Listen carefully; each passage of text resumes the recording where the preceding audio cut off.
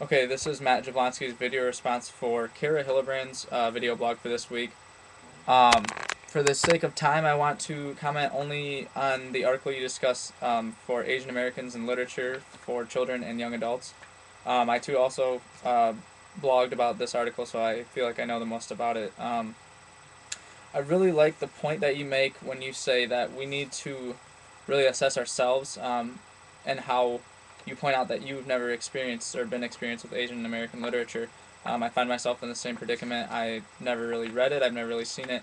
So to hear a stat that says only 65 of 3,000 books published since 1994 represent Asian Americans really is a good shock, and something that we as future teachers need to be aware of. And that be aware that there are a significant disadvantage to see these peoples and cultures represented in these books and in our literature and lives. So we need to be aware of maybe many of the disadvantages that these people may be at. Um, and I like how you brought up that you need to question the authenticity of a book or a piece of literature.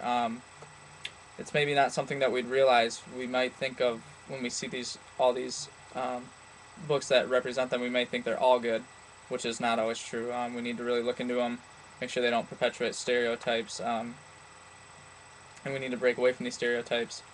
Um, as far as your question, I think you did a really good job um, incorporating it as a future teacher. You say how you want to know how you can make sure that you're choosing authentic and good Asian American literature, and I think that's important for all teachers to do, with the little representation that's out there.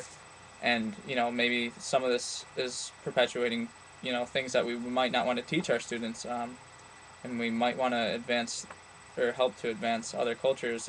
We need to really take a good look at them. We need to use the resources around us, such as the libraries, librarians in particular. We need to go to museums. We need to, see movies. We need to. They also talk about comic books that we can really get a good feel of Asian American cultures. Um, and like they say in the article, we need to really expand ourselves to not create one single story. We need to create a broader Asian American subcontext that we can all learn from. Um, I think it's important, especially for future teachers, that we do so and that we take advantage of all these resources available to us. So I think you did a very good job pointing that out, and it's nice to hear that other people may have the same concerns that I myself have.